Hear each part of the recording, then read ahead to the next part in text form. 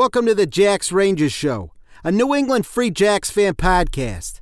And now, Rangers, here's your host, Phil Harris. Huzzah, Rangers. This is Phil Harris again here at the Jacks Rangers Show, broadcasting from the Granite Outpost in beautiful Manchester, New Hampshire. We've got an amazing episode for you here. We're still in silly season. The Free Jacks posted today that we are 90 days away from preseason. Can't come soon enough here, guys, but an amazing group of guests today on the Jacks Rangers Show, episode 18. I'll tell you more about it after the theme music. Kick that mule. Here we go, baby. Woo!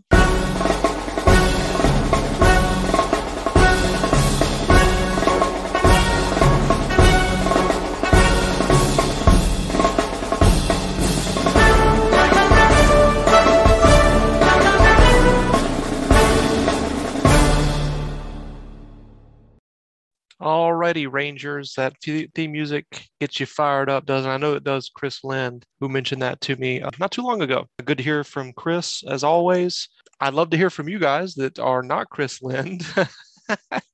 Send me an email at jacksrangershow@gmail.com. So here's how it works. In the off season, you know that we're focusing on interviews with players, other personalities out there. So in this episode is no different. So here's the way that the format will work. We're going to have Sam Mathews, who is an English-born, Scottish-sounding UK citizen who does a podcast called Over in 80 Minutes. That's a rugby reference, obviously, but he has a bunch of different people on. He will explain that in the interview. Really enjoyed talking to him. He is a Free Jacks fan across the pond. He just recently had our CEO Mags for the Free Jacks on his podcast. It's a fantastic listen. After you get finished with the Jacks Rangers Show, highly recommend jumping over there to Over in 80 Minutes with Sam Mathews and Mags. I think it's the most recent episode out there for his podcast. Really enjoyed the conversation with him. Hopefully we'll have him on during the season. Here's what we'll do, guys. So we'll have him up first, and then directly after him, we're going to have Doc from the 1st Regiment. If you're not familiar with the 1st Regiment, we get into it in the conversation with Doc. Doc is a super fan. He has a Free Jacks tattoo that was not mentioned in this episode, but it was earlier on. I think it was like episode 4. He was on early in the podcast, guys, but he is the founder of the 1st Regiment, which is an unofficial Free Jacks supporters group that had their very first meeting last weekend. They have another one coming up in November on the 7th at noon at Fowler's House Cafe, which is right down the road from Fort Quincy Veterans Memorial Stadium. And then finally, we've got the big announcement from the Free Jacks here. Our flanker, our all-star flanker, Joe Johnston, joined us all the way from New Zealand. This was Dave and I, of course, doing the interview with Joe Johnston, the mechanic, and it was a fantastic interview. He gets into USA Rugby possibilities, talks about rejoining the Free Jacks, talks about his experience with Mike Rogers, who is now the full-time assistant head coach for the Free Jacks, who coached Joe when he was a younger lad. Yeah, great episode. Really happy to do it, of course. I'll let you hear it here in just one second. I wanted to mention that merch you will see in the Doc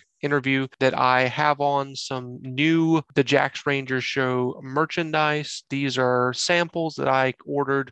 I just wanted to test stuff out, guys. If you're going to buy it, I want to make sure that it's of high quality, that sort of thing. So I'm not exactly happy with the hats. The logo came out a bit small. I am wearing in that interview a musket size pants tent t-shirt that is available and will be available rather in the store. It's live on the website, but it doesn't allow you to check out yet. I'm still working out some stuff on that, guys, but pretty soon you'll be able to buy the Jacks Rangers Show merchandise. We've got a lot of cool stuff on there, so I'm excited about that. Other than that, I'll let you get right into it here with the interviews, and at the end, of course, I'll come back and we'll close up shop and get you out of here. But hey, episode 18, we're rolling right along. 20 is just right down the road, guys. Really happy to continue to do this for you guys. I know this is, we're about community building here at the Jacks Rangers Show. So make sure you send me an email if you like the interviews. Interact with us on social media on Facebook, Instagram, Twitter, all that fun stuff. Jacks Rangers. Here we go, baby. Woo! Huzzah, Rangers. This is Phil Harris again here at the Jacks Rangers Show. Got a very special guest here joining us all the way from Scotland, Sam Mathews in the Over in 80 Minutes podcast. Sam, how the hell are you? Mate, that's great. That intro is better than mine. Thank you for having me on. Long-time listener, first-time caller. Perfect. Yeah. So how's everything going in Scotland today? What's the weather like? Mate, it's good for one of the rare occasions, especially now that we've hit October. It's not raining. The drive back, I was up in Edinburgh today, so the drive back was actually pleasant. Instead of gripping the wheel really tightly and trying to make sure I didn't die flying off the road. So it was a nice change. Very nice. I'm actually wearing a Dougie Fife appreciation shirt that the 1st Regiment does. It's a supporters group of the Free Jacks that we just started up. It says Champagne Rugby, and it's got Fife, and it's got like a bottle on it. Let's see if I can stand up. There we go. Check that out. Oh, you have to get me one sent across. I'll pay the fees. Send me one across. Awesome. Yeah, let's get it done. Well, I'll get you one sent over for sure. Doogie's a boy. He'd never remember me, but he did a bunch of camps when we were younger. Doogie was playing for Edinburgh, and he did like a lot of skills camps, and I went to a few of them. So very nice. So let's talk about. Go ahead and plug your social media and your podcast real quick. I don't know. I've never had to. This is my first time as a guest on a podcast, so I'm weirdly more nervous for this than I am for interviewing people like Mags and things like that. You're doing my social. How would I plug my social? Well, it's at over in 80 minutes on Instagram, underscores between each word, and then it's at over in 80 mins, MINS on Twitter. That's where we are. We don't do Facebook because, I don't know, Facebook's dying, slow death. I have lots of embarrassing memories from when I was a kid, so I keep my Facebook separate. Gotcha. We're good. Podcast is not rugby exclusive. I try to get anybody. We've had Grand National winning jockeys on. I've had sports journalists on. Rugby's kind of the main focus at the moment, as it's easy to make connections with people you know. Right. But we're getting there. It's good. Lots planned, and we've just hit 10 episodes. Well, we're almost 15 episodes now. Yeah, 15 episodes. Very nice. Good for you, man. Thanks, man. Let's see here. So obviously you're in Scotland, but where are you from specifically? So don't tell the Scottish people this, but I'm adopted Scottish. I was born in good old England, Birmingham, England. Wow. So have you guys got Peaky Blinders over there? Yes. Oh, Netflix. Yeah, so if I'd stayed where I was born, my accent would have sounded like them, nothing like this. Oh, interesting. Wow. Okay.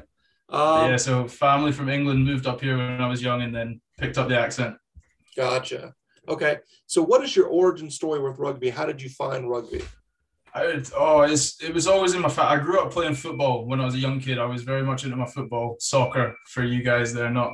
Right. We don't need pads where we come from. No. It's gonna do really well with the American audience. I'm actually gonna watch the American football after this, so it's fine. But nice. So I grew up with rugby. My old man, he played rugby. He was pretty decent. He played down in Swansea when it was amateur level. When it was an amateur game back in would have been about 70s, 80s, something like that. Right. And then as I got older, I became a bulkier guy, and I wasn't built for football. And my younger brothers both started playing football, and they were better than me. So I went, I'm going to go play something else where I can be the best one in the family. Right, nice. And now my brothers are both better than me, and I retired at the age of 25. Interesting how that works, huh? Life comes at you fast. Exactly. All right. So did you seek out Major League Rugby? Did you stumble onto it? How did that happen? It's great. So I used to work for a company that did rugby retail. So we used to resell jerseys, shirts, things like that. Okay. And then I was very aware of the rugby going on just from being a fan of rugby and just being in the community. Mm-hmm. And then I was tweeting about something. I tweeted about rugby-based podcasts. And it was Mags's own podcast. It was the Full Contact CEO podcast came up. Yeah. And he replied to my tweet going, well, what about us? ? I hadn't tagged them. And then I started listening to it, and I was like, "Oh, these guys are pretty cool." I really love Mags's attitude. You said to yourself, you listened to my episode with Mags, but he has got an infectious personality for just get up and get it done. Yes. And it was something I really resonated with, and I was like, "Yeah, I'll support. Like, I like it, and I support the team." And then as it's just grown older, I just became a big Free Jacks fan. So now I'm on the Rugby Network most weekends watching the Free Jacks play. Cool. That's awesome. Yeah. Mags is, I've said this on another podcast, but I feel like he's so smart that it's great that he found rugby in high school. Otherwise he would be like some sort of super evil genius right now, like some sort of super villain that you can see. Yes. He would be not to make fun of the ginger hair, but do you remember in The Incredibles, the Disney film with Syndrome? He'd be like that. Unbelievable technology at his disposal. Absolutely. So what are your impressions of MLR? I think it's really growing. So I think it's on the up and up. And I think the stuff they've got going with the Rugby Network is incredible in terms of their ability to broadcast it. I mean, look at me. Well, I'm 5 or 6 hours ahead of you guys just now. Yeah. So I'm watching. It's great for all of us because a lot of British people live on an American time schedule because, like we were discussing, like the NFL is a big, massive property, right, and things like that. So the NBA is very popular over here, and then pro wrestling has a big home over here. Although it's got European origin, it's big in the States. So a lot of me and my friends, we actually live on an American schedule almost. We're up at 1 a.m. watching sport. Interesting. So now where the UK is situated, it's quite nicely because you can start watching rugby at 6 a.m. from New Zealand. Right. Carry on. You have a break about 10:30, 11 to get some food, get a bacon roll and a coffee. Okay. And then you'll be watching the midday game, then you'll watch the 3 o'clock game, have your dinner, watch some Saturday night telly, which is awful, like Dancing with the Stars or something like that. And then you think, oh, I'll just go to bed. And then you go to bed to the sweet sound of the MLR. And next thing you know, it's 3 a.m. because you've been so hooked into the game. Awesome. That's fantastic. How is MLR viewed in Scotland and the UK? Do you know a lot of people that watch it as well? It's growing. I'm probably one of the more, in my friend group, I'm one of the more avid fans, but it's growing. There's chat. It's not an unheard of thing. Mm-hmm. And I think as you keep getting the exports in, like when Ma Nonu and Chris Robshaw went to the Legion, stuff like that, the big signings come in. You got Ben Foden at New York. You've got our Dougie at New England. The names, as the names keep coming in, and it's one of those things, isn't it? The more consistent, as the consistent it gets, it grows. Fans become more interested, word of mouth spreads, and as I said with the Rugby Network, the more and more you make it able to view, it'll draw interest. Because I mean, the Rugby Network is, off the top of my head, it's free, isn't it? So it's not even like you have to pay to watch it yet. So free rugby. What more could you tell kids? Go watch free professional rugby. Yeah, it's fantastic. So are the MLR teams comparable to like the teams up there, comparable to like Edinburgh or Glasgow, some of the professional club teams up there? In terms of, I think I describe it as a sister, a little brother type situation at the moment. Because I know the SRU have a correlation with DC Glory, I think it is. Yes. I know they have a correlation with them. There's a relationship there, and I think it's some sort of pathway program. Okay. So I think there's definitely scope together because, I mean, look at New England as a great example. You're in the heart of Boston, and it's like I was talking to Mags about. It's Trophy Town. You've got Bruins, you've got Patriots, you've got Celtics, you got Red Sox. Exactly. You've got some iconic teams in sports history. Yes. And then you've got some passionate fans there. And it's a sport that in theory Americans should love because like we said at the NFL, it's 17 weeks of hard-hitting nonstop. The only thing that makes them stop is somebody going, there's a thunderstorm and there's a high chance you could get electrocuted. That is the only reason we will not play this game. Right. So if you went to somebody who went, do you enjoy American football? And they go, yeah. Do you not fancy spending 7 hours to watch one game and spend 3? And you can still get just as drunk. You can have just as much fun. Yep. And you don't have to sit on your hands for 15 minutes waiting for the next big exciting thing to happen. So listen, I'm a rugby evangelist. So anytime anybody brings up American football, I'm like, oh, wait. Have you ever heard of rugby? So I've been doing that for 20 years, man. So, I mean, hopefully we've made a little bit of a dent here. So now that we've got professional rugby, people like it's in the zeitgeist, it's in the back of their minds. So yeah, I mean, it's been quite the journey for a lot of us that have been so obscure for so long, and now that it's slowly gaining momentum, it's awesome. It feels like we've been working towards something. Exactly. Well, exactly. It's the work of people like yourselves, like Mags, like the whole, like everybody behind every team. Like there's a lot more to rugby than 15 guys on a pitch and 7 guys on a bench. So yeah, for sure. Anybody that's growing it, the fact that you guys are selling out the old stadium, I know we're moving soon, but the fact you were selling out the old stadium, was it the second last game of the season or the last game of the season where it was torrential rain? The crowd was still wall to wall. It was the last game at Fort Union Point against New York. It was completely a downpour, a monsoon. It was pissing rain. And that's when the fans actually really came together as a unit, because the people that stayed there, the hardcores, like we just had so much energy. It was like anything that you would ever see anywhere else. Like it was just times 10. It was amazing. And that's what galvanized the fan base, I think. And then that next game, we actually went to the new stadium, which is in Quincy, Massachusetts, closer to Boston. It was amazing. No, exactly. And then like rugby in the rain is the best thing. So especially when was it Waka that ended up playing 10 that game? Yeah, it sounds right. Yep.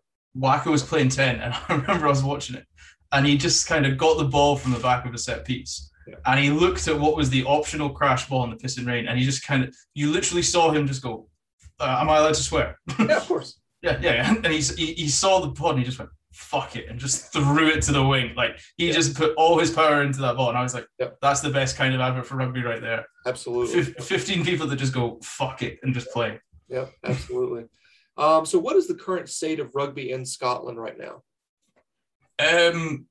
We're growing. The amateur game's back on track. It's weird. I mean, I'm so out of the loop. I'm not in any fields or anything, any communities, boards, but as a fan of rugby in Scotland, it's back. What we have, the national one, that's like the top amateur league here, that's getting fans back again, so that's good. I've still got friends that play in that league. I've got people that I've played in with teams when I was younger in those leagues, so they're finally getting fans back, so we can go watch our teams play again, which is always good. Nobody's having to do COVID tests and lockdown. Right. Ridiculous. The pro game's getting better. We've got an abundance of depth at certain positions and then lacking in between, but the national team's coming on really, really well.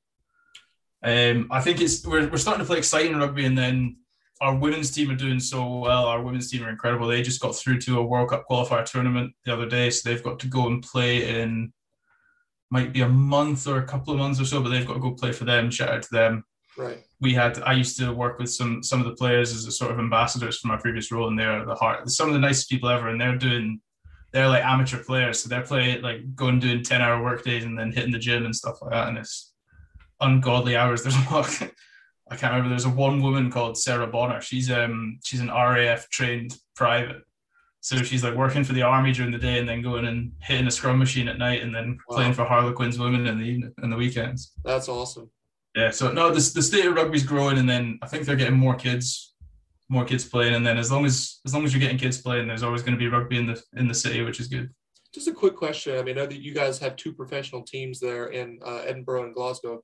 Could Scotland support an additional professional team, do you think? We used to have one. We used to have one down my area, which is the Borders, which is the border between England and Scotland. So it's like I'm 30 minutes south of Edinburgh. Okay. So we used to have one there in the lovely town of Galashiels. Shout out to Galashiels. If you ever be there, you'll know why nobody goes back. Yeah, we used to have the Border Reavers. So we used to have 3 professional teams, and they had some pretty big players playing in there. Chris Cussiter, Scotland legends, Chris Patterson, things like that played for the Borders. Mm-hmm. And then I don't know, if they were to make a third team, I think they could. I think you'd be spreading a very thin pool of players. Gotcha. Okay. And then I think you'd be doing well. So we have they've developed what they call the Super Six, which is a semi-pro league. Okay. Which is like so they've got 6 that they gave what were called out Super Six contracts to the 6 biggest clubs in Scotland, mm-hmm. or what they perceive to be the biggest clubs. So you have Melrose, which everybody's heard of from the home of the Sevens, things like that. They've got a team which are now the Southern Knights. They're like a regional team. Then you have I'm going to embarrass myself now. All the names have left me. We've got Heriots, Watsonians, Boroughmuir, Stirling County, Southern Knights, and Ayrshire, the last one. And that's how they do. So they're missing a bit of professionalism up north.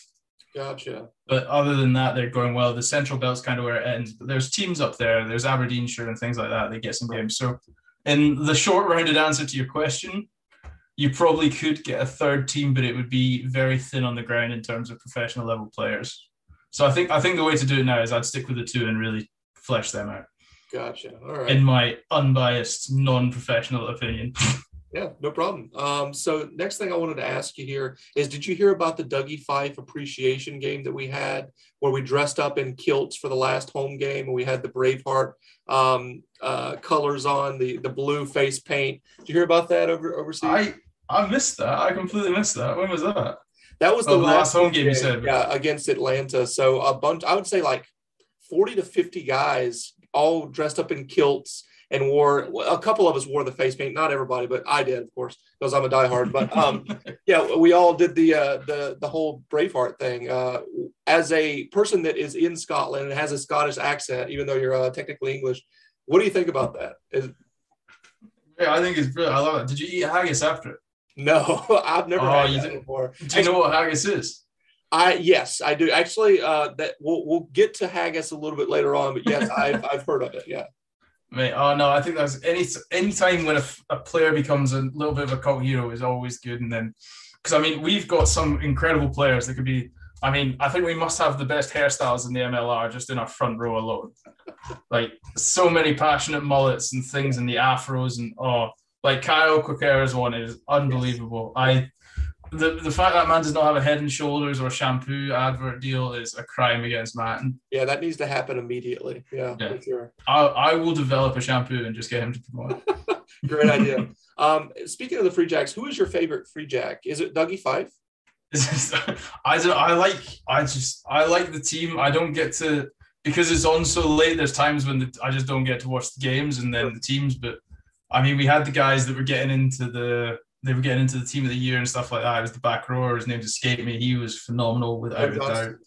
Yes, like names escape me, but you watch them and then I say it all the time. I had a bit of an interesting story for you. So I represent a men's mental health group called Blokes. So plug it quickly. I'll just keep the cap in the background when I'm going. So very nice. Blokes is a men's mental health group. So if anybody ever wants to get on the forum there, we have open forums and that just to discuss how people are feeling and things like that. And cool. So we have some brilliant ambassadors there. We had a guy called his name's Callum Cirker. He's phenomenal. He's currently playing for the Cornish Pirates.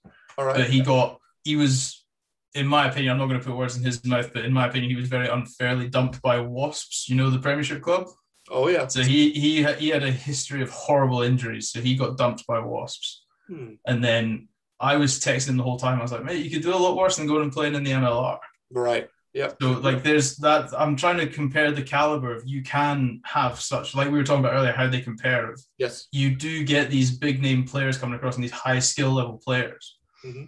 And it's just always impressive to see. But in another way to answer a long question in a short way, my favorite players probably Doogie or even the back row, and I do like Waka as well, just because I like that bullshit let's just play rugby attitude. So yep. And then for the hairstyles, you've got like the front row as well. Yeah, for sure. Because it must be tough to scrum against somebody when you've got a mullet in your face. Absolutely, those are some good names for some of the best Free Jacks that we have for sure. So you're right, you're on the right path there. As mentioned earlier, you did an interview with Mags, who is a super genius and just amazing. We're so lucky to have him as the CEO of the Free Jacks. What did you take away from that interview? Mags, it's one of those ones where I learned more from Mags's attitude than I did from the questions I had. Mm-hmm. I say this to people go like, oh, how's your podcast going? What's your favorite one? And then it's weird because everyone's been a favorite one in a different way, because I've taken so much difference from every single one. Like, for example, I love George's because George's was my first ever podcast, George Taylor, the Edinburgh Centre. And I love George's because it was me having the courage to put it out there, even though I knew it wasn't the perfect podcast that's ever going to be on the internet. Because if I was waiting for that, I'd never put a podcast out there. And then I loved Mags's because it was such an insight into parts of rugby you don't normally get to see. Like you've got the head of a franchise just going, oh yeah, I'll tell you anything you want to know. I'm an open book. And it's so inspiring to see. And then one of the things that leaves you with Mags is, like we said at the very start when we're talking about him being a super genius, is like there's no such thing as a problem. It's more just the case he gets given a problem and he just goes, right, so what do we need to do to solve it? He doesn't get given a problem, just go, okay, we can't do that. Yep. Which is a very inspiring attitude to have and something I want to try and implement. Yeah, I mean, he's a USA Rugby legend as well. For the folks that, are listening to this right now, make sure you go check out the Over in 80 Minutes podcast that features Mags. It's really good. Anytime I see him on something, I immediately stop what I'm doing and go listen to that. That's why I found your podcast, because it's just so insightful. What he says is it's brilliance coming out of it. That's it. He's I don't think there's any wasted words. And like you said, he has that ability to, he's what I call, he's a thumb stopper. So, when people are scrolling through social media, when it's Mags, you stop and see what it is. For sure. I agree 1,000%. I'm gonna sound like I've got an unhealthy obsession with Mags from the other side of the planet right now. That's all right, man. I definitely do. I'm the unofficial president of his fan club over here, that doesn't exist, but we're big fans. It's him and what's her name? Tammy McQueen. Yes. She's another very inspiring person to follow on social. She seems to never stop either. Yep, she's killing it in her company there in Atlanta. So she works for the Free Jacks during the home games, but she travels from Atlanta to do that. So she commutes that. I mean, for the folks that don't know that are watching this from overseas, perhaps that's a long distance to go to. That'd be what, 6 or 7 hours on the flight or something? It's not quite that long. I would say 3-ish, but that's still quite the commute. I was going to say that's up from. I don't know. I'd be here for the Scottish listeners. That's about here to Spain or here to Paris. So. Right. Yeah. You're getting there. The country is just so vast. People don't really quite understand, especially the internationals that come over and play in MLR. If you're going from, let's say, New England, plays LA, that is a 6-hour flight. It's just incredible to think about. Especially when the most like Diggy, the most he'll probably do is a couple of hours down south if he's very unlucky. So. Right. Yeah. Mm-hmm. Okay, so one of the last things here we've got is give us your best Boston or American accent. We're doing this with all of our international folks that we've had on the past couple weeks because I've had a lot of players that are been retained, and the coaches are all internationals as well. Amazing. I'm trying to think of my experiences with Boston. So another little background. So my major experience with Boston is the Bruins because I was on a school trip to Vancouver when the Bruins won the Stanley Cup. That's awesome. You remember when there was the riots in Vancouver? Yes. Yeah, we got on a flight the morning before that happened. So oh my God. I left my mom and dad. I left and I was like, Mom, this city's amazing. Such a culture. Everybody's so calm and peaceful. Yeah. And then got off the plane. And I was like, oh, the street I was stood on yesterday is now on fire. How good to know. Yeah, a lot of frustration with Canadians not winning the Stanley Cup just bowled over. They like hockey. When I speak to James O'Neill, he tells me they like hockey. Love it. Yeah. Right, Boston accent. I'm terrified. I'm going to do a New York one and then really offend somebody. But let's hear it. And walk in here. Get out of here. That's not terrible. I've heard worse. The way you looked at the screen tells me that it wasn't very good. No. I've heard worse on this podcast. So that I'd say that's middle of the road. So not too bad. Somewhere like Connecticut Road. So final thing here, we do one word association. So I'm going to say a couple of words, and I want you to just tell me the first thing that pops into your mind when I say these things. All right? Yeah, perfect. Go. United States of America. Patriotic. Love that. Okay. MLR. Growing. Dougie Fife. Cult hero. All right. Scotland. Home of the free. All right. New England Free Jacks. My favorite. All right. Final thing here is haggis. Is haggis what? Oh, I'm just saying it is haggis is the last word that we have here. All right. Yeah, haggis. Oh, tasteful. Sunday morning, can't beat it. Put it on your fry up. All right. If you want the ultimate Scottish thing, you gotta get a real fresh Sunday morning roll from your butchers or Saturday morning roll, butchers, bakers. Get it lathered up with butter. I want like a little extra layer of butter on the top. Yeah. Then you get squared sausage. Squared sausage is what we do around here. And then put that on, let the butter start to melt, haggis on top, and then red sauce. Squish it all together. That's you. Ready for any game of rugby. Yikes. It just sounds gross, to be honest with you. But we have something similar where I'm from. I'm from North Carolina, and it's actually very centralized to where I'm from. It's called liver mush. Look it up. Everybody listening to this, Google liver mush. Liver mush. I've got it written down here on a note, so I'll look at that once we finish here. Perfect. All right, this has been awesome, Sam. Let's do it again sometime. I appreciate it. My pleasure. Thank you. Thank you for coming on. And we actually say one thing here to exit the videos. So I'm going to say, I'm going to give you a countdown, 3, 2, 1, and you say with me, huzzah. Okay? Amazing. 3, 2, 1, huzzah. Huzzah. All right. Cool, man. Thank you so much. Cheers, Phil. Thank you very much, man. Appreciate it. Bye. Huzzah, Rangers. This is Phil Harris again here at the Jacks Rangers show. I've got a very special guest. He's been on here before, but this is a different type of interview, guys. We've got Doc Patnaud here to explain everything about the 1st Regiment. So, Doc, how the hell are you? Doing great. How are you doing? Not too bad, man. We both have a beer here. I'm going to open this bad boy up. Cheers. Check out the new merch, guys. I got a hat. Oh, and also there's a red one too. And I have a shirt. It says musket size pants tent. It's not the best thing to view right now, but yeah, hopefully the shop will go live. I know that you have a shop as well with the 1st Regiment. So Doc, for the people that may have missed our first interview, give us some background information about yourself. How did you find rugby? So I found rugby in the Free Jacks by accident. It was a happy little thing. I was watching a movie, Invictus, tumbled into the game, and then next thing you know, I'm just looking for one thing after another to watch, doing Google searches. Oh, look, we have a team in New England. Fantastic. Started going, fell in love with it, fell in love with the team and the organization, and it's just been fantastic ever since. Just keep going. Very nice. Plug your 1st Regiment social media, website, and merchandise. Yeah, so you can find us on the web at the first with the number 1 regiment.com is our website, and it's the same for our socials. So just look for the, and then again to the number 1 First Regiment.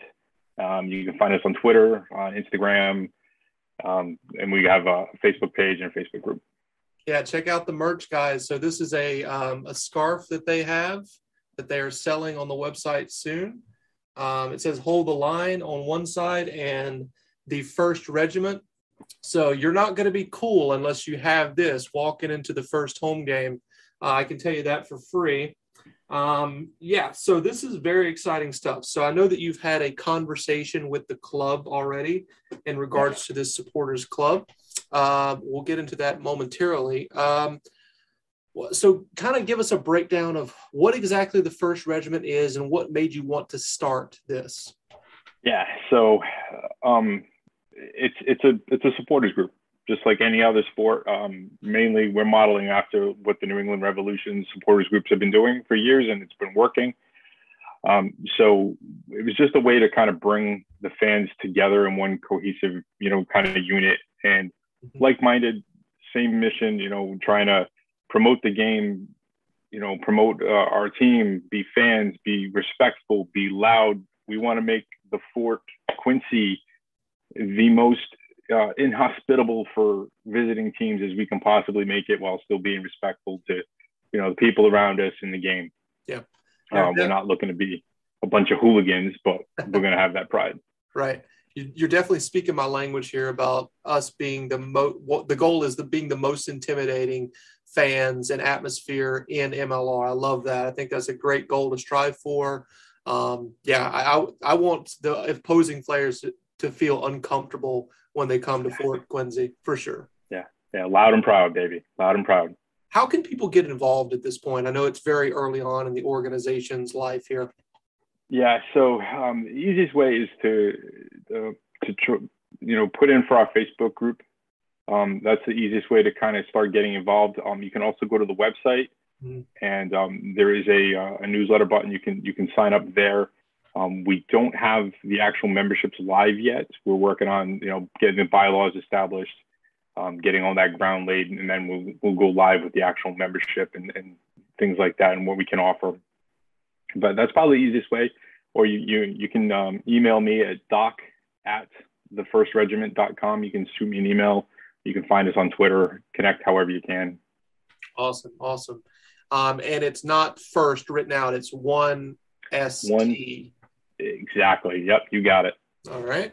You recently had a 1st Regiment meeting with the Free Jacks organization. Can you give us a rundown of what took place? We did. So, I've been in communication with them, just making sure that, one, I wasn't insane by wanting to start this, and that, it was a good thing that we were doing. And the club's been nothing but supportive. They're excited. They're ecstatic about what we're doing. They're very interested in doing things with us to help promote the team and promote the sport in the area, because it's still relatively new to the area. People still don't know we're there at times. So it's a way to help them and help us at the same time, and a little bit of give and take. So like I said, I had that first meeting and it went well. So we're just trying to lay out how game days are going to be for us and what events we're going to be able to have for other members of the 1st Regiment, and, getting, meeting places set up, what are we going to do for away games and things like that. And just trying to work the foundation with the team. So I was at the first in-person meeting, official one at least. This was last weekend, and we did schedule a specific date for the next in-person meeting. Can you go over that real quick for everybody? Yeah, so we've been having our in-person meetings over in Quincy. We've been having them over at the Fowler House Cafe on Hancock Street.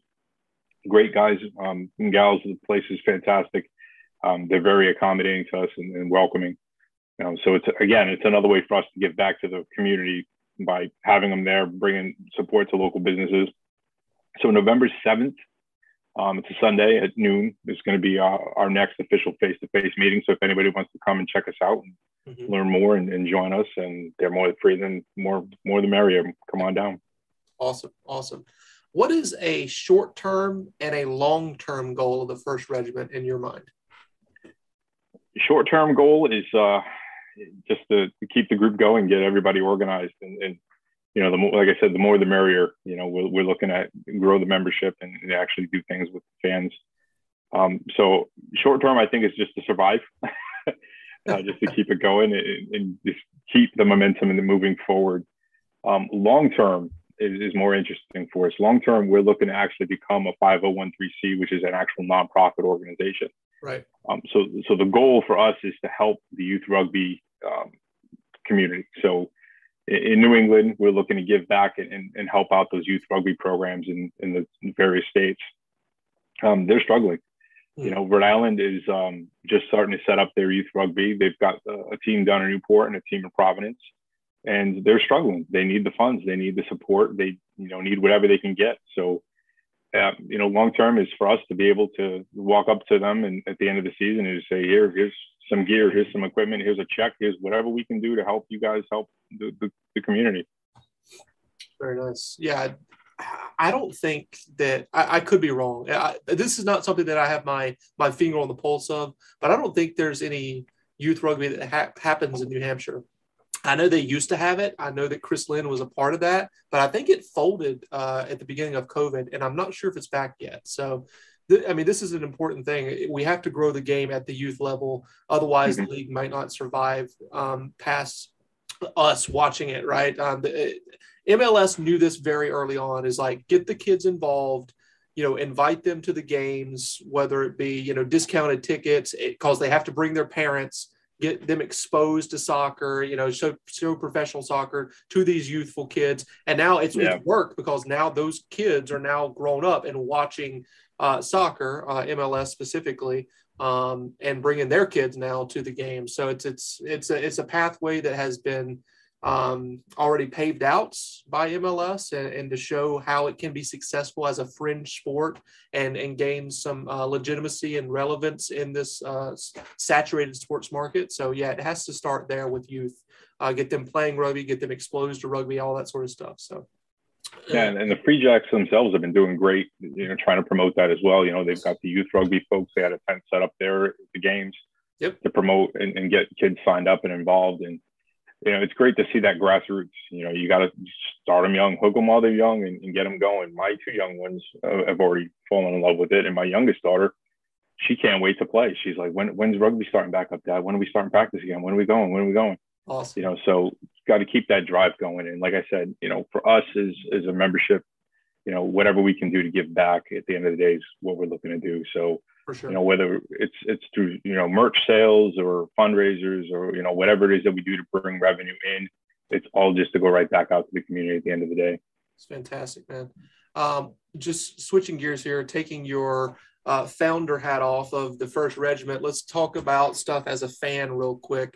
What is your favorite moment from last season being a Free Jacks fan, a Ranger, if you will? Oof, favorite moment.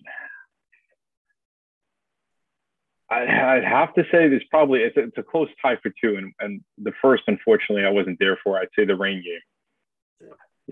I was unfortunately at home watching it on TV, but just to see that level of passion and commitment there and all the fun through social media and through the game that was just going on.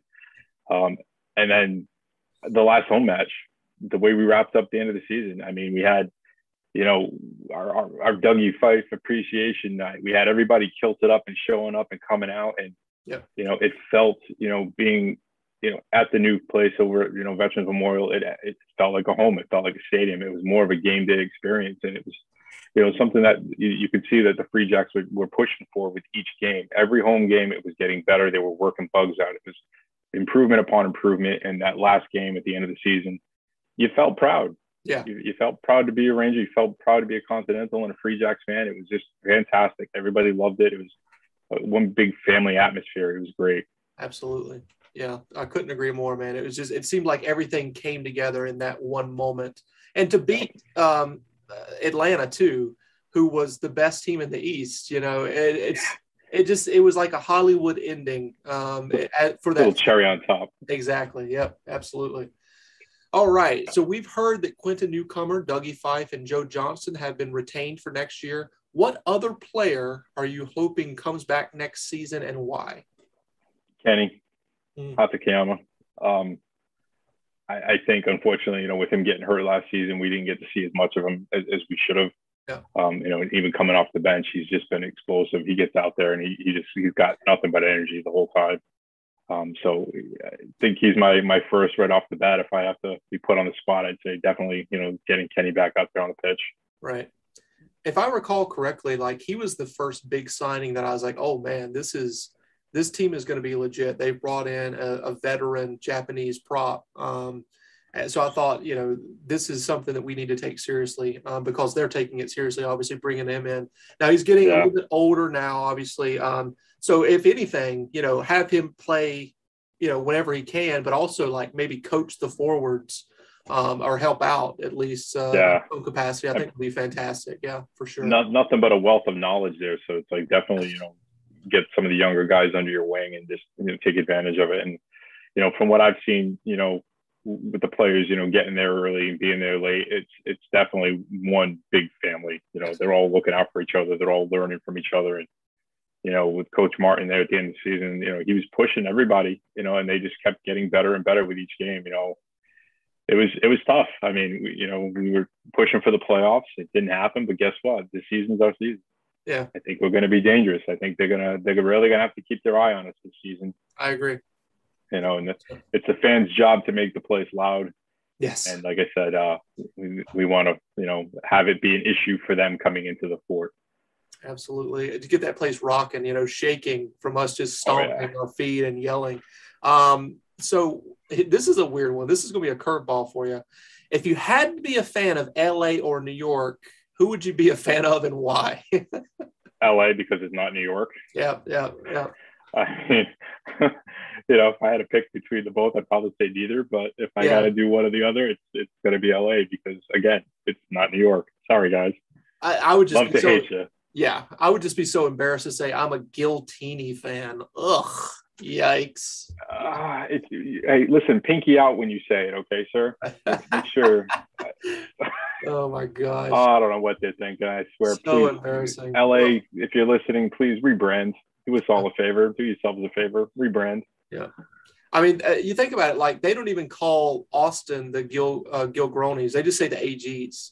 So those people down there were like, this is not going to work. I mean, they said that from the very beginning. They were like, this name is not going to work. So we're just going to call ourselves the AGs.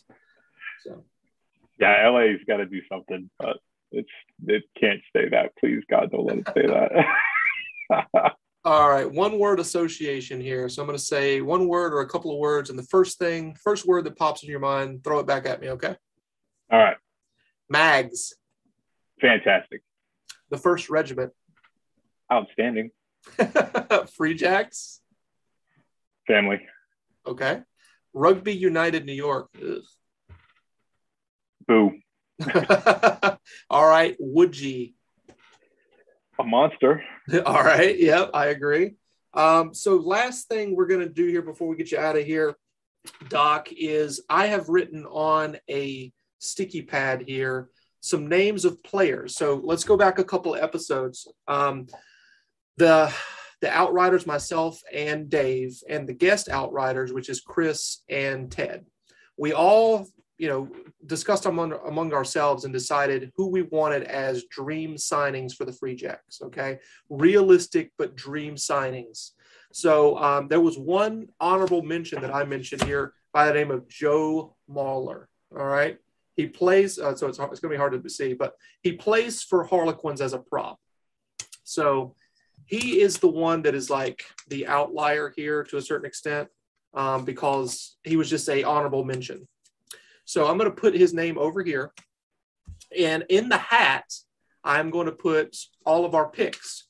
Richie Gray, who was chosen by, I believe, Dave is the one that chose him. So I'm folding these up, and I'm going to put them into a hat right here, our tricorn hat. Tricorn hat. All right. So it's right in front of me. I'm folding these up to where you can't see the name, and I'm dropping it in there. So he is a lock from Scotland. That was Dave's pick. Alan Wyn Jones, who is a Welsh player. He's a forward. Very, very good. So Chris selected him as a dream signing. I'm folding this up, essentially just the same way in a square here. I'm dropping it into the hat. I picked as a scrum half Danny Kerr, who plays for Harlequins, also an Englishman, along with Joe Mahler, who is an Englishman, but he is a prop. So I'm folding this up, and I am getting a nice square there, okay? Dropping it into the hat. And the final selection was a South African-born but Irish national player, C.J. Stander, who plays 8-man and sometimes flanker for Ireland. So I have folded this one as well, okay? And I've dropped it into the hat. So the hat is right here, and I'm going to kind of like look away. So basically what we're doing here for the first question for people that we're going to put out there as a poll, who should be going against Joe Marler to basically enter into the tournament of the Free Jacks Dream signing for the Jacks Ranger show. So I'm going to open this back up real quick. So keep in mind, this is Joe Marler is going to be the guy that whoever gets picked here is going to be all the opponent of, okay? So I'm shaking it up. Okay. So I'm going to reach in. I am not looking. Here's my hand. Deep. Dig deep. This is above my head, so I can't see what it's going to be. I've got one. They're kind of sticking together. I shouldn't have done sticky notes. Is it okay? There we go. You folded them fantastic. I had to pull. I had to pull one off. Okay, so wow, it's Danny Kerr, guys. It's going to be Danny Kerr. Both of these guys are teammates. Not only are they English national team players with each other, they also play on the same team, Harlequins, in the English Premiership. So Joe Mahler and Danny Kerr will be facing off against each other to determine who moves on into the regular bracket, if you will, against the other names that I mentioned in our Free Jacks Dream signing tournament, essentially. Woo! That was fun. Actually, let's go ahead and draw the rest of the You gonna get the bracket going? Yeah, we'll get the rest of the bracket going while I have you on here. So there is 3 left in there. I can confirm that. Digging down in there for you. All right, I'm just shaking it up, right? Okay, so it is now above my head. I cannot see who's coming. Verify, folks. He's not cheating. Okay, so Alan Wyn Jones. All right. Against. Again. All right. Who's this? Richie Gray. Okay. So Alan Wyn Jones and Richie Gray are teamed up together here. So the final one here is going to be CJ Stander. So CJ Stander will face off against Danny Kerr or Joe Mahler, whichever moves on from that first bracket or, play-in tournament, whatever you want to call it. Yeah. All right. So guys, the dream teams are set. Yeah, exactly. So everybody follow the Facebook, Instagram, Twitter. We're going to have polls on there for these tournament big name dream signings. And just trying to keep people engaged, obviously, in the off season here. It's so long. But yeah, got anything else for us, Doc, before we get out of here? I've got one thing, and that's a great big huzzah. Huzzah! Woo! Huzzah, Rangers. This is Phil Harris again here at the Jacks Rangers show. I've got Dave, of course, as always, with us. Now, we've got a very special guest this week. newly signed on, newly announced Joe Johnston for the New England Free Jacks. Joe, how the hell are you? Yeah, good, thanks, mate. Currently just back in New Zealand, enjoying it, and excited about being announced and coming back to the Free Jacks next year. Awesome. So Dave, he's calling in from the future again. He's down in New Zealand. It is Sunday morning there. As of recording right now, it is Saturday afternoon here, so it's pretty cool. All right, let's get into the first question here. For the Rangers that may not know, tell us where you're from and your connection to New England. So I'm from New Zealand. I grew up in a town called Whakatane. I've grown up, I've been here my whole life. Played rugby here, stayed locally. But with the connection with Boston is through my mum. My mum was born in America. She was born in Boston, grew up and went to college and went to high school and college in Boston. Nice. And she met my dad, who was a Kiwi traveling, and came back and settled in New Zealand. Very cool. Very cool. So obviously New Zealanders, they learn about rugby at a very young age. When did you know you wanted to be a professional rugby player? Was there a moment for you that you was like, I can do this professionally? I'm not sure. Like I always, I can't remember when I first started watching the All Blacks, but I just remember always watching footy on TV. I actually played soccer when I was really younger, when I was before 10. It was about playing soccer, and then I just started. Dad took us along to the local club, and we just started playing rugby. But when it became professional, I don't really know. I just kind of kept playing and kept really enjoying it. And I was thinking, if I keep going, I'll just keep going. And I really enjoy it. So probably my high school years, when I was playing in high school, I was thinking to myself, I could kind of maybe make a bit of career out of this, but there's still a lot of uncertainty. But maybe high school is when I was thinking maybe I'll just try to stick with rugby for a bit and see where I can go with it. Were you always a flanker, Joe, or did you move around? Did you settle in that position, or have you just been a 7 your whole career? No, I was a back. When I first started, I was a winger, and then I think I moved to centre, and I moved to halfback, and then I moved to forwards. This was all before I turned 11 or 12. I think by the time I was, started playing under 12s, I was a forward. But back in the early days, I was a back. Very nice. So obviously we've still got a few months to go here before MLR kicks off. What have you been doing in the off season? I'm currently working at the moment, Kiwi Fruit Orchard.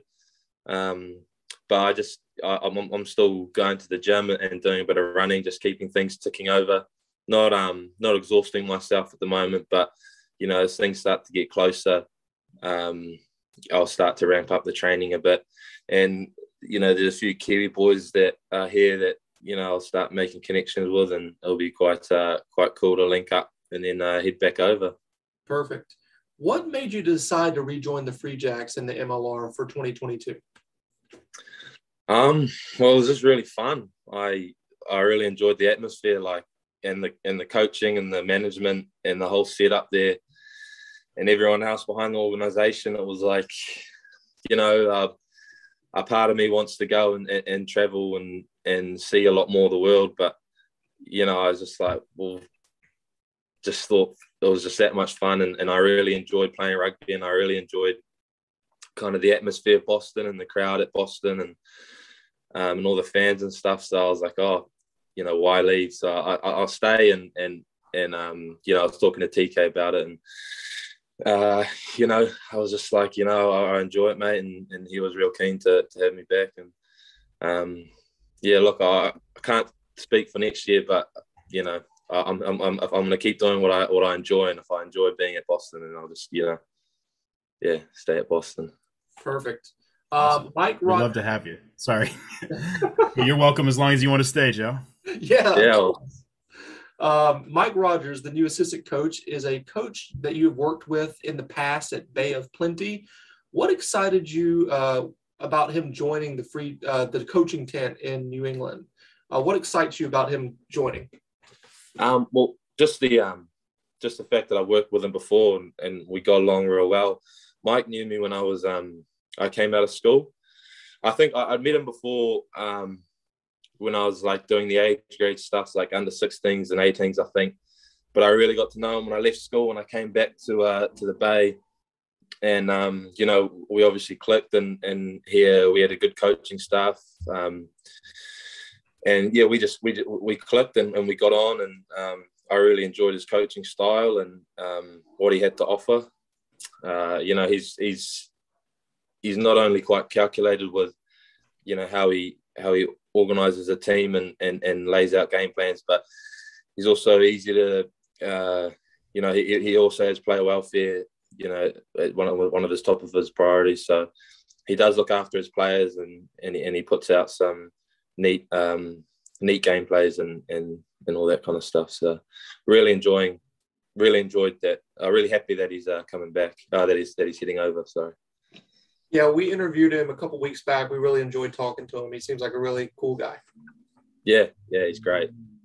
So there's an infamous Free Jacks Investigate episode on the Free Jacks channel with you and the Eagle. A lot of on-camera chemistry there. Any thoughts of doing any Free Jack Investigate episodes in the future? The Rugby Network really needs to get behind this and put a show of you guys on their network. I think that would be a fantastic idea. Yeah, well, as long as it pairs me up with Kyle, be all good. He's a good dude. Enjoy him. He's good in front of the camera. He's real good in front of the camera. Not sure I can say the same, but learning. It's good. Just it's good doing that kind of stuff, and I enjoy when I'm paired up with Kyle doing media stuff. Dave, take it away. Excellent. Joe, fans want to know, how did you get the nickname The Mechanic? Is it just from your work on the rugby field? Is it your life off the field? How'd that come about? Yeah, it's when I got announced last year, Coach Ryan Martin gave me my name when he announced me, and because I'd worked with Ryan before, and so he knew how I played, and I asked him directly during the season. He's like, "Oh, you just clinical around the ruck and stuff like that. You really you can get in there and do all the little detail things, right?" So he's called me the mechanic, and it's kind of stuck a little bit here and there. So yeah, I have no complaints. It's pretty funny. Yeah, it's a good name and it's got a good background. It sounds like pretty accurate. So that's good. My next question is maybe the closest we've gotten to hard-hitting rugby journalism here on the show. But there was a rumor last season that Gary Gold, the USA coach, who on Twitter was very happy that you're returning, had offered you a USA cap. He's definitely excited to have you in the MLR. Is it true that you were offered a cap and declined? That's a persistent rumor online. Or is there any chance that we'll get to see you pull on a USA jersey? Because it seems to me and to a lot of fans that you're at that level, and that jump could be on the table. Yeah, I mean, I've spoken to Gary. Really enjoyed talking to him. He's a good dude. He came and spent some time with us, and he really knows his stuff, and he's easy as to get along with. So, he did offer. I was. To be honest, I wasn't expecting it. I was expecting just to come over here and play kind of 6 months. I, was trying to line things up back in New Zealand. And, when he offered me and I spoke to him, I leant towards I wasn't ready to leave New Zealand yet and pack my things up. I wanted to kind of have a little bit more time here. And he understood that, and he was really, really good to talk to about that. And, I expressed to him that I never want to, I don't want to shut the door completely on it yet. With rugby being, I haven't kind of had anything, longer than 6 months ever secured really. So there is a lot of chopping and changing. So, it's kind of hard to predict what's going to happen next year.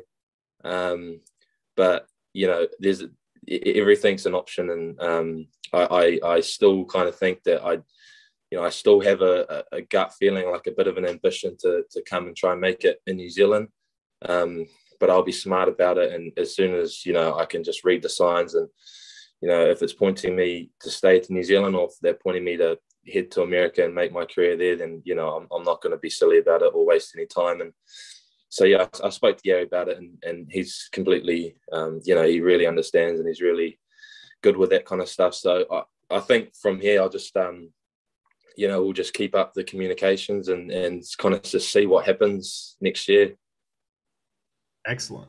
Thank you for that answer.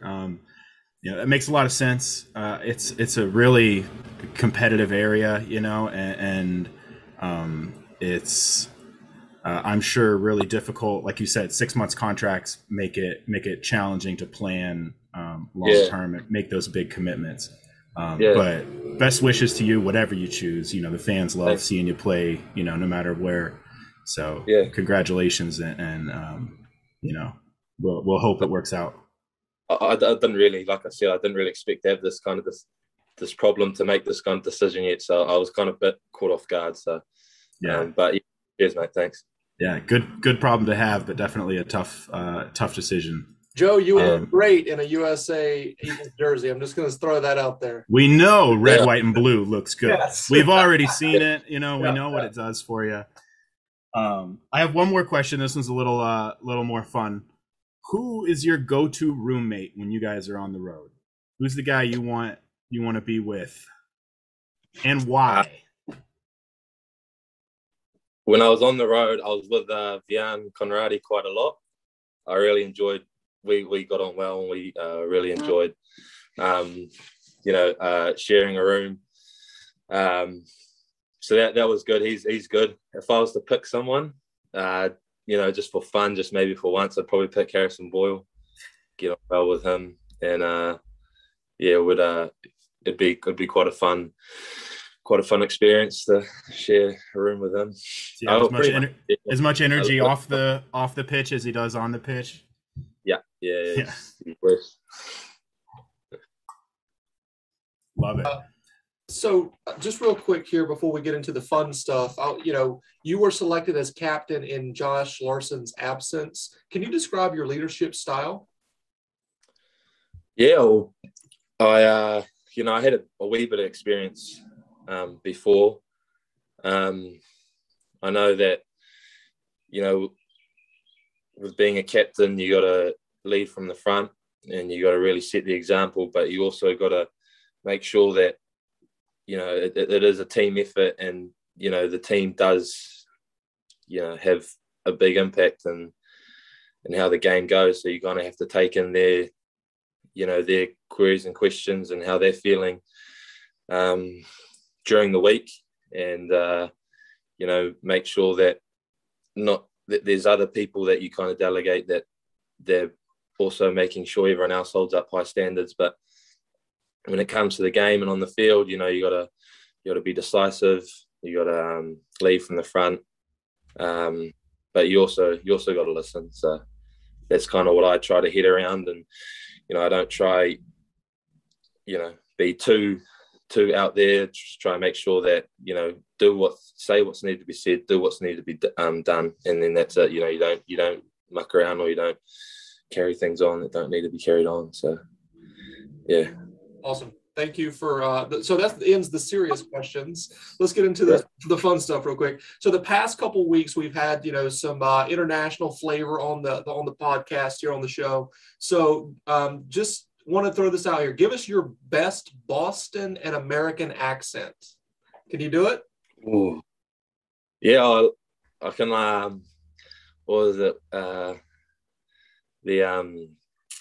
Can kind of say a phrase, when the boys say, "Let's ride." That's great. Let's ride. Ride. Perfect. All right. So last thing here, it's called one-word association. So I'm going to say a couple of words or just one word, and the first thing that pops in your mind, one word, respond to it. Okay? Yeah, gotcha. United States of America. Passionate. All right. Mags. Funny. I agree. New Zealand. Aotearoa. All right. Mike Rogers. Good man. All right. MLR. Rugby. Yep. Boston. Fun. All right. Very nice. Joe, this has been awesome. We appreciate your time very much. Anything you want to say to the Free Jacks fans out there, the Rangers? The floor is yours before you get out of here.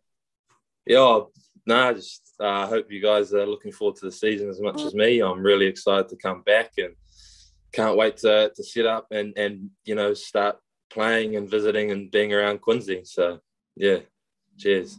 Before we get out of here, we're going to say a word on three. It's actually on my shirt this week. This is the First Rangers merch shop, guys. So you can check this out on the firstregiment.com. So 3, 2, 1. Huzzah! Huzzah! Nice, boys. Thanks. Cheers, Joe. Thank you. Thank you. Cheers, boys. All right, Rangers, back with you once again. All 3 interviews in the books. Tell us how we did. Send us an email at jacksrangershow@gmail.com. Interact with us on social media, on Twitter, Facebook, and Instagram. Really enjoyed talking to all 3 of these lads. They're all legends in my book. To have Joe on as a debut as they call it down there in New Zealand, is particularly special to me. Great player. Hope to see him in a USA Rugby Eagles jersey sometime in the near future. I just think he's going to be amazing this year. He tore it up last year. I expect big things from Joe, the mechanic Johnston, once again this year. Now let's close it out here with what we do always on this podcast. Today in American Revolutionary War history, I'm going to actually cheat a little bit. I'm going to skip ahead 2 days. Right now I'm recording this on October the 5th. Let's jump ahead and say this is the 7th of October. This day is very special in my family. The Battle of Kings Mountain took place on this day in history, October the 7th, 1780. The Battle of Kings Mountain turned the tide in the Southern campaign of the American Revolution. The Patriots in the South had suffered a string of devastating defeats with the fall of Savannah and Charleston and the capture of 2 major Continental armies at Charleston and Camden. What happened after that is British Major Patrick Ferguson threatens the people in the backcountry of my home state of North Carolina and in South Carolina, saying that he would destroy their homes and villages, basically issuing an ultimatum against these rebels to lay down their arms, or he'll destroy their family and their villages and all this other stuff. So my ancestors didn't take too kindly to this. The Patriot militia leaders, including my great time, whatever it is, Lieutenant Colonel Frederick Hambright and his South Fork boys meets Major Patrick Ferguson and his band of loyalists on a peak in my hometown called Kings Mountain. It's a large hill is what it is, guys. It's a glorified mountain. And, they whoop his ass and kill him in the process. They take all of these loyalists, the ones that weren't killed, basically 1,100 loyalists, capture them. It is the turning point in the South for the American Revolution. A great pride of my family is that our ancestor, Frederick Hambright, was involved in this battle. So just a little, personal American Revolutionary War history that I wanted to explain to you guys. How about that? So once again, really appreciate you guys listening in here. Check back with us in maybe a week or so, maybe a little bit more than that, for episode 19 of the Jacks Ranger Show. Huzzah!